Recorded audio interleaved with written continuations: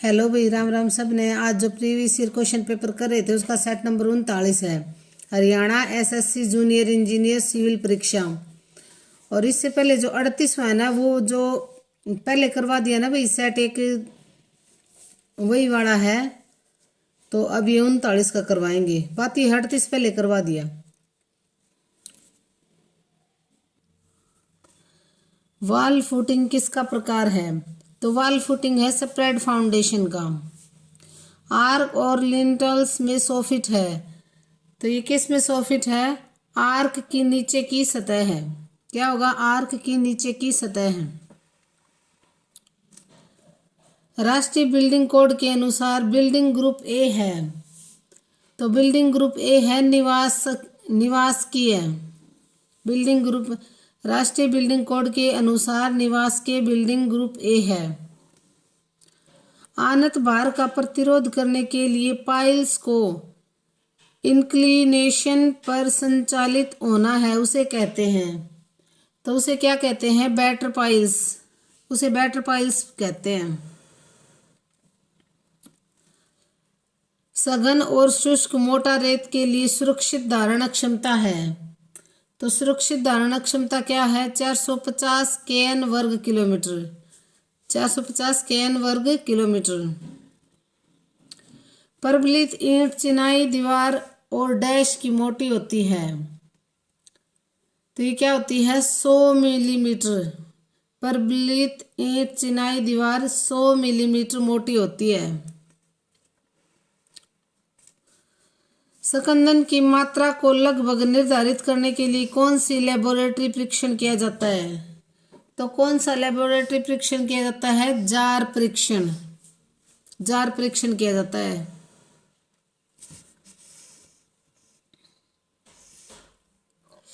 यदि मलजल का रंग काला या गहरा है तो ये बासी मलजल है। क्या है? बासी मलजल है। पानी में अशुद्धियां जैसे तैरते हुए पदार्थ, बड़े और भारी पदार्थों को कैसे दूर किया जाता है? तो ये किया जाता है छानना। लागत जिसमें रॉयल्टीज, लाइसेंस फीस, कुछ किस्म के कर, प्रारंभिक खर्च शामिल होते हैं, उसे कहते हैं। तो उसे क्या कहते हैं? Fixed indirect cost. Fixed indirect cost कहते हैं। न्यूनतम डैश के साथ गतिविधि को पहले क्रैश करना चाहिए, तो क्या करना चाहिए? लागत ढलान। न्यूनतम लागत ढलान के साथ गतिविधि को पहले क्रैश करना चाहिए। डैश की चेन्स के लिए टैलिस प्रत्येक मीटर की लंबाई पर तय की जाती है, तो 10 मीटर की चेन्स के लिए टैलिस प्रत्येक मीटर की लंबाई पर तय की जाती है, तो 10 मीटर। आरबी का पूरा नाम दो, तो आरबी का पूरा नाम है reduced bearing. Reduced bearing. Hooke's के नियम अनुसार तनाव किसके आनुपातिक है? तो ये है स्ट्रेन के। हुक्स के नियम के अनुसार तनाव किसके आनुपातिक है? स्ट्रेन के। किस प्रकार के बीम के लिए मोमेंट एरिया विधि उपयुक्त नहीं है? तो ये कंटिन्यूअस बीम्स। क्या होगा? Continuous beams. अंतिम स्ट्रेस और वर्किंग स्ट्रेस के बीच का अनुपात कहलाता है, तो ये कहलाता है सुरक्षा का कारक। क्या कहलाता है? सुरक्षा का कारक। तनाव की एसआई इकाई है, तो तनाव की एसआई इकाई क्या है? न्यूटन वर्ग मिलीमीटर। न्यूटन वर्ग मिलीमीटर। कैंटिलीवर बीम में ढलान और विक्षेपण अधिकतम है, तो क्या है? मुक्त छोर पर। कैंटिलीवर बीम में ढलान और विक्षेपण अधिकतम है मुक्त छोर पर। जिस प्रवाह में किसी भी समय अवकाश के सापेक्ष में वेग बदल जाता है उसे कहा जाता है, उसे क्या कहा जाता है? Non uniform flow. क्या कहा जाता है? Non uniform flow. अशांत प्रवाह के लिए घर्षण प्रतिरोध है, तो क्या है? तरल के घनत्व के अनुपात में। तरल के घनत्व के अनुपात में। ओपनिंग के आकार के अनुसार नोचिस को वर्गीकृत किया जाता है। तो नोचिस को वर्गीकृत किया जाता है त्रिकोणीय नोच में। त्रिकोणीय नोच में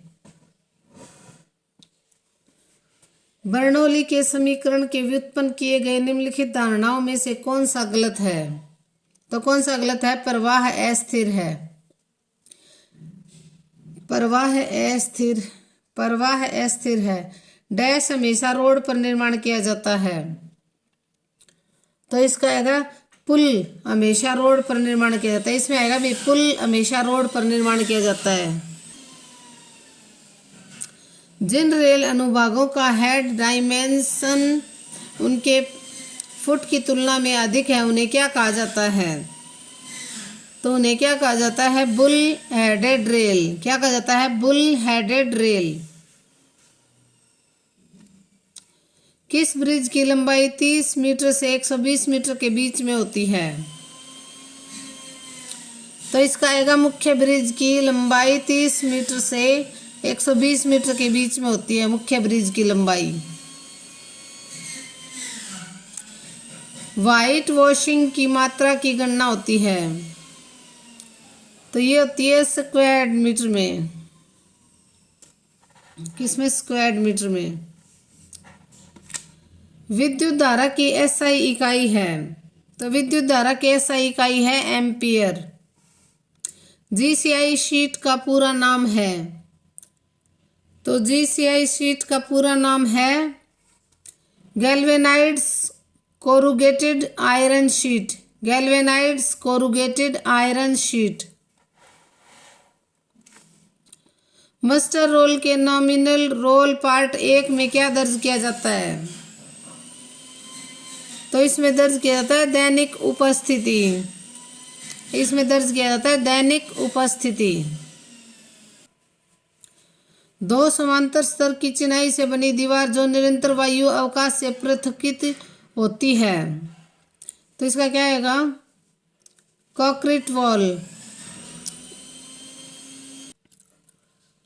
सीलियस खड़कों में प्रमुख घटक है। तो सीलियस खड़कों में प्रमुख घटक क्या है? सिलिका। लकड़ी की लंबाई की दिशा में निर्मित वक्रता द्वारा किस दोष को इंगित किया जाता है? तो किसको इंगित किया जाता है? बो दोष को। बो दोष को। निम्नलिखित में से कौन सी सामग्री सीमेंट को त्वरित सेटिंग गुणवत्ता प्रदान करती है? इसका होगा एल्यूमिना। विकट उपकरण में उपयोग किए गए प्लंजर का व्यास है। विकट उपकरण में उपयोग किए गए प्लंजर का व्यास है। तो ये होगा 10 मिलीमीटर।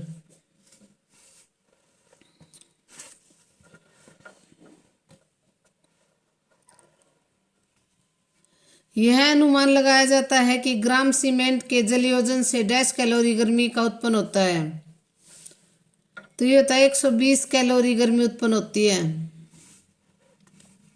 एक टाइटल ब्लॉक निम्न में से कौन सी जानकारी नहीं रखता है? तो कौन सी जानकारी नहीं रखता है? संकेताक्षर जानकारी नहीं रखता है।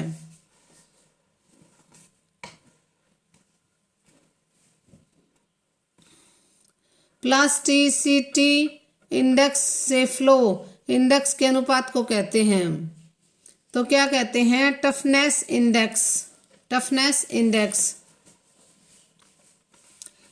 लिमिट स्टेट के कोलैप्स के लिए जब एक संरचना की ताकत का आकलन करते समय आंशिक सुरक्षा कारक का मूल्य कंक्रीट के लिए डैश के रूप में लिया जाना चाहिए। तो 1.5 के रूप में लिया जाना चाहिए। सामान्य फ्लैट्स का आकार डैश वेल्ड लेग आकार के रूप में लिया जाएगा। तो न्यूनतम सामान्य फिलेट्स का आकार न्यूनतम वेल्ड लंग आकार के रूप में लिया जाएगा। M30 कंक्रीट ग्रेड के लिए अधिकतम शियर स्ट्रेट्स हैं। तो अधिकतम शियर स्ट्रेट्स क्या हैं? 3.5। लोड कारक के साथ लाक्षणिक लोड का गुणन करके लोड मूल्य प्राप्त होता है, उसे कहते हैं, तो उसे कहते हैं फैक्टर्ड लोड। Factored load. किस विधि में वर्षा के आभासी पानी को वायु में छिड़का जाता है? किस विधि में वर्षा के आभासी पानी को वायु में छिड़का जाता है? तो स्प्रिंकलर इरिगेशन। Sprinkler irrigation. किसी भी ईंट का काम मोर्टार में रखी ईंटों की प्रत्येक क्षैतिज परत को कहा जाता है, तो क्या कहा जाता है? कोर्स। डैश को निर्धारित करने के लिए कुल लोड को मिट्टी की सुरक्षित धारण अक्षमता से विभाजित किया गया है। आधार की चौड़ाई। इसका आएगा आधार की चौड़ाई से। डैश नेशनल बिल्डिंग कोड के अनुसार समूह बी से संबंधित इमारतें हैं, तो क्या है? शैक्षिक नेशनल बिल्डिंग कोड के अनुसार समूह बी से संबंधित इमारतें हैं। जिस गतिविधि में कुल फ्लोट शून्य के बराबर है और महत्वपूर्ण पथ पर स्थित है, उसे कहा जाता है, तो उसे क्या कहा जाता है? Critical activity. क्रिटिकल एक्टिविटी एक पहिए के चक्र की संख्या दर्ज करने में इस्तेमाल किया गया उपकरण है, तो क्या है? ओडोमीटर। ओडोमीटर। वेंचुरीमीटर किस सिद्धांत पर आधारित है? तो वेंचुरीमीटर है बर्नौली का समीकरण।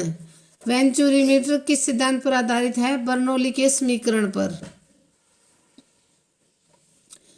रिफ्लक्स वाल्व को यह भी कहते हैं, तो रिफ्लक्स वाल्व को कहते हैं चेक वाल्व। धीमे रेत फिल्टरों में फिल्ट्रेशन का दर है, यह है 100 से 200 लीटर घंटा फिल्टर क्षेत्र का वर्ग मीटर। 100 से 200 लीटर घंटा फिल्टर क्षेत्र का वर्ग लीटर। पृथक राज्य के रूप में हरियाणा की प्रथम जनगणना कब हुई थी? प्रथम राज्य के पृथक राज्य के रूप में देखो 1966 में हरियाणा पंजाब से अलग हुआ था, तो उसके बाद में जनगणना हुई थी 1971 में। प्रथम जनगणना हुई थी 1971 में, और पांचवी जनगणना हुई थी 2011 की। जो जनगणना थी वो कौन सी थी? पांचवी जनगणना थी। देश के अनुसार हरियाणा में 2.09% जनसंख्या है। देश की जितनी जनसंख्या है ना, उसके अनुपात में हरियाणा में कितनी जनसंख्या है? 2.09%। और 2001 से 2011 की जनसंख्या वृद्धि दर कितनी थी? 19.90%, लगभग 20% लगा लो। तो इसमें हरियाणा की प्रथम जनगणना कब हुई थी? 1971 में। और 2011 की कौन सी थी? पांचवी थी। पानीपत नगर को कब जिले का दर्जा दिया गया था? तो ये दिया गया था 1/11/1989 को। 1/11/1989 को। 1 नवंबर 1989 को दर्जा दिया गया था पानीपत को। और इसका क्षेत्रफल 1268 वर्ग किलोमीटर है। हरियाणा के संदीप सिंह निम्न खेल से संबंध रखते हैं, तो हरियाणा के संदीप सिंह हॉकी से संबंधित हैं। हरियाणा की पेपर सिटी कौन सी है? तो हरियाणा की पेपर सिटी है यमुनानगर। यमुनानगर हरियाणा राज्य का एक शहर है। इसका पुराना नाम क्या था? यमुनानगर का पुराना नाम अब्दुल्लापुर था। यहाँ पर लकड़ी का बहुत बड़ा बाजार है, और यहाँ पर एक पेपर मिल भी है, इसलिए इसे पेपर सिटी के नाम से जाना जाता है। तो हरियाणा राज्य के जो अन्य शहर है ना, उनके उपनाम भी देख लो भी एक बार। अम्बाला को मिक्सी सिटी, विज्ञान नगरी भी बोलते हैं। यमुनानगर को मछुआरों का स्वर्ग और पेपर सिटी भी बोलते हैं।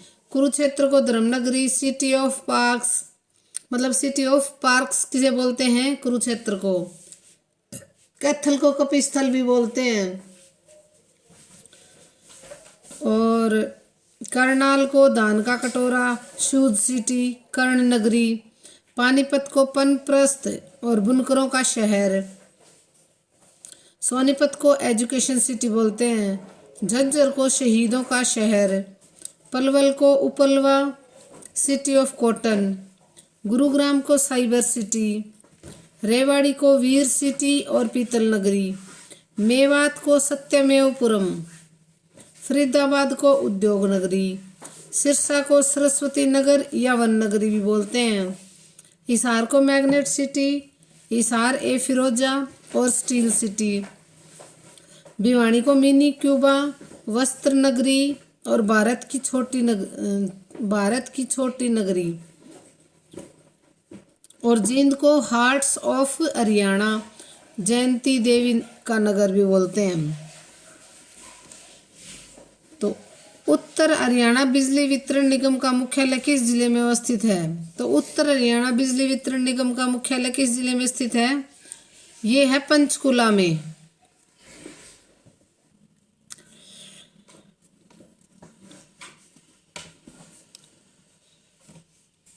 हरियाणा सरकार ने अपने राज्य सरकारी कर्मचारियों के लिए कैशलेस मेडिकल सुविधाओं की घोषणा की है, जो परिचालन में आई। ये कब परिचालन में आई? नवंबर 2017 से। नवंबर 2017 से। कौन सी तारीख को हरियाणा दिवस मनाया जाता है? तो 1 नवंबर को हरियाणा दिवस मनाया जाता है। हरियाणा में राजीव गांधी एजुकेशन सिटी कहाँ बन रही है? तो ये बन रही है सोनीपत में। सोनीपत में की जा रही है और 5000 एकड़ में बनेगी इसमें, जिसमें कई इंजीनियरिंग कॉलेज, मेडिकल कॉलेज होंगे। प्रसिद्ध भारतीय राजनीतिक राव इंद्रजीत सिंह का जन्म हरियाणा के किस जिले में हुआ था? तो इनका जन्म हुआ था रेवाड़ी में। राव इंद्रजीत का जन्म कहाँ हुआ था? रेवाड़ी में। सीसवाल संस्कृति किस जिले में फैली थी? तो सीसवाल संस्कृति फैली थी हिसार जिले में। सीसवाल भारत के हरियाणा के हिसार जिले में एक गांव है। यह चोलोकोथिक युग की एक साइट है। तो कौन से युग की एक साइट है? चोलोकोथिक युग है। चोलोकोथिक युग की एक साइट है और यह 3800 ईसा पूर्व के आसपास सीसवाल संस्कृति के लिए जाना जाता था, जिसे सोंदी सीसवाल संस्कृति भी कहा जाता है। तो सीसवाल संस्कृति को सोंदी सीसवाल संस्कृति भी कहा जाता है। शेख चिल्ली का मकबरा किस स्थान पर बना है? तो शेख चिल्ली का मकबरा बना है थानेसर। शेख चिल्ली का मकबरा कहाँ बना है? थानेसर। सम्मानित सूफी संत और एक आध्यात्मिक शिक्षक थे। इनका मकबरा कुरुक्षेत्र के बाहरी इलाके में एक ऊंचे टीले पर बनाया गया है। इस मकबरे को बनाने में बलुआ पत्थरों का इस्तेमाल किया गया है। ये मुगल वास्तुकला को बखूबी बयान करता है।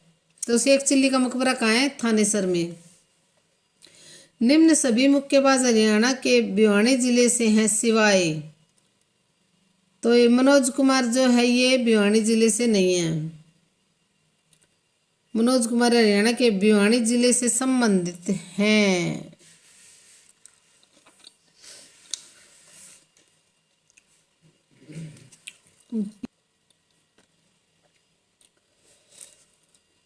निम्न में से कौन सा जिला क्षेत्रफल के अनुसार हरियाणा का सबसे छोटा जिला है? तो क्षेत्रफल के अनुसार है सबसे छोटा जिला पंचकुला। विषम का चयन कीजिए।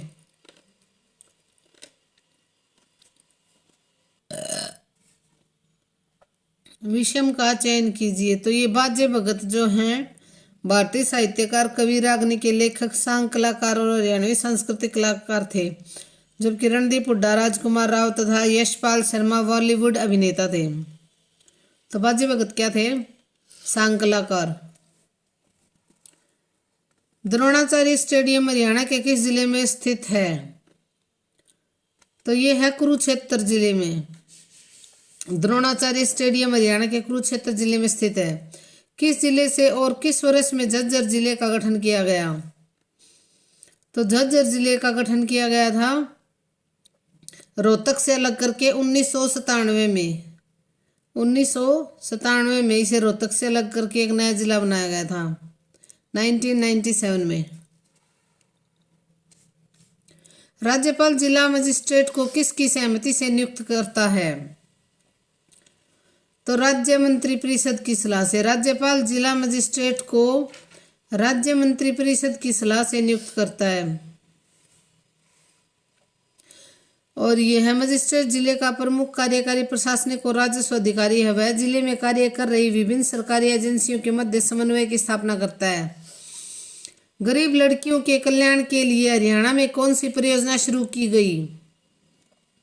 तो अपनी बेटी अपना धन परियोजना शुरू की गई थी। गरीब लड़कियों के कल्याण के लिए हरियाणा में कौन सी परियोजना शुरू की गई थी? अपनी बेटी अपना धन। अपनी बेटी अपना धन। दिए गए सिंधु घाटी सभ्यता स्थलों में से निम्न में से कौन सा हरियाणा के फतेहाबाद जिले में स्थित नहीं है? तो ये जो फरमाना है ये हरियाणा के फतेहाबाद जिले में स्थित नहीं है। फरमाना रोहतक जिले के महम ब्लॉक में स्थित एक पुरातात्विक स्थल है। यह स्थल सिंधु घाटी सभ्यता से संबंधित है। हरियाणा की प्रमुख नदी कौन सी है? तो हरियाणा की प्रमुख नदी कौन सी है? यमुना नदी भारत की एक नदी है। यह गंगा नदी की सबसे बड़ी सहायक नदी है और जो यमुनोत्री नामक जगह से निकलती है प्रयाग में गंगा नदी में मिल जाती है। यह हरियाणा की प्रमुख नदी है और यह नदी हरियाणा और उत्तर प्रदेश की सीमा बनाती है। हरियाणा के किस प्रसिद्ध मेले में सरोवरों में स्नान और पिंडदान जैसे बड़े बड़े अनुष्ठान होते हैं? तो किस में? पेहोवा मेले में। मेले में सरोवरों में स्नान और पिंडदान किए जाते हैं पेहोवा मेले में।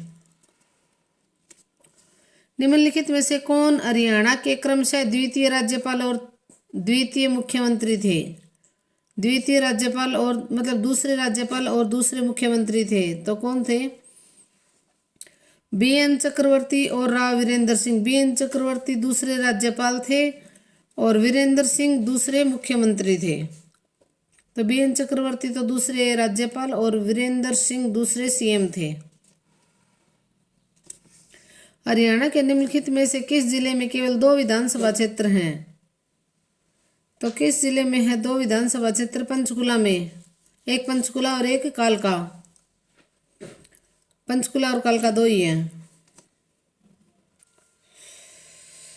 टूटा हुआ आदमी जिसे हरियाणा सरकार के द्वारा वर्ष 1971 की श्रेष्ठ कृति घोषित किया गया था, उपन्यास नोवेल किसने लिखा है? तो ये किसने लिखा है? मोहन चोपड़ा ने। मोहन चोपड़ा द्वारा लिखित उपन्यास टूटा हुआ आदमी लिखा गया था जिसे हरियाणा सरकार द्वारा वर्ष 1971 में श्रेष्ठ कृति घोषित किया गया था। इनकी अन्य रचनाएं हैं ये नए लोग, बाहें नीड से आगे, एक छाया और मैं। तो ये टूटा हुआ आदमी किसका है? मोहन चोपड़ा द्वारा लिखित उपन्यास है और 1971 में हरियाणा सरकार ने इसे नोवेल दिया था। भारत के कौन से शहर को गुलाबी शहर कहा जाता है? तो जयपुर को गुलाबी शहर के नाम से जाना जाता है। भारत में राजस्थान राज्य की राजधानी है। इस शहर की स्थापना 1728 में आमेर के महाराजा जयसिंह ने की थी। तो 1728 में जयपुर शहर की स्थापना हुई थी, आमेर के महाराजा जयसिंह ने की थी। सोडा वाटर बनाने के लिए किस गैस का उपयोग किया जाता है? तो सोडा वाटर बनाने के लिए किस गैस का उपयोग किया जाता है? कार्बन डाइऑक्साइड का। एडोल्फ हिटलर का जन्म कहाँ हुआ था? तो एडोल्फ हिटलर का जन्म हुआ था जर्मनी में। हिटलर एक प्रसिद्ध जर्मन राजनेता एवं तानाशाह थे। वे राष्ट्रीय समाजवादी जर्मन कामगार पार्टी के नेता थे। इस पार्टी को प्रायः नाजी पार्टी के नाम से जाना जाता था।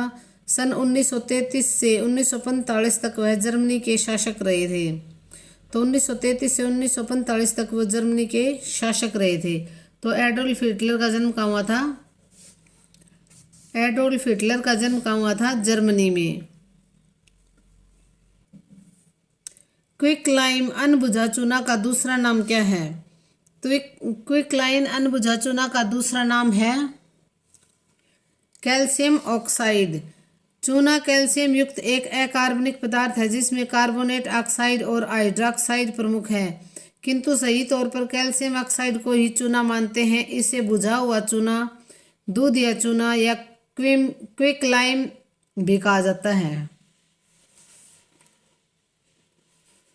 रक्त वाहिका जिसमें डिऑक्सीजिनेट रक्त शामिल है।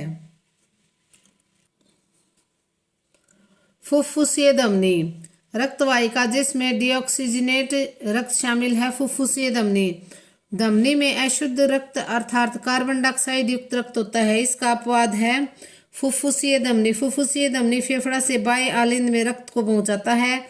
इसमें शुद्ध रक्त होता है। धमनी में शुद्ध अर्थात ऑक्सीजन युक्त रक्त होता है। इसका अपवाद है फुफ्फुसीय धमनी।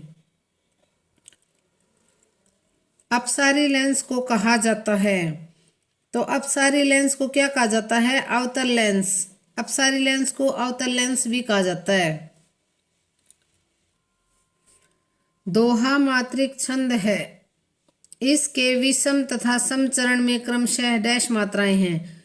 तो दोहा मात्रिक छंद है, ये है 13-11। क्या होगा? 13-11। दोहा मात्रिक अर्ध सम छंद है। दोहे के 4 चरण होते हैं। इसके विषम चरणों में प्रथम और तृतीय में 13-13 मात्राएं और सम चरणों में द्वितीय चतुर्थ में 11-11 मात्राएं होती हैं। तो क्या होगी? दोहा मात्रिक छंद है। इसके विषम तथा सम चरण में, तो विषम में कितनी होंगी? 13 और सम में कितनी होंगी? 11। तो ये बस रट्टा ही मार लो भाई। विषम में 13 और सम में 11। अगर सम विषम आ जाए तो 11-13 कर देना, और विषम और सम आए तो 13 और 11। आसमान में बिजली चमक रही है रेखांकित शब्द का पर्यायवाची है। तो इसका पर्यायवाची है चंचला। बिजली का पर्यायवाची होगा चंचला। घृणा शब्द का विलोम होगा, तो घृणा शब्द का विलोम होगा प्रेम। अष्टग्रह किस समास का उदाहरण है? तो अष्टग्रह है द्विगु समास का उदाहरण। अष्टग्रह द्विगु समास का उदाहरण होगा। भारतेंदु किस संधि का उदाहरण है? तो भारतेंदु है गुण संधि का उदाहरण। धन्यवाद भाई, लाइक शेयर और सब्सक्राइब करना।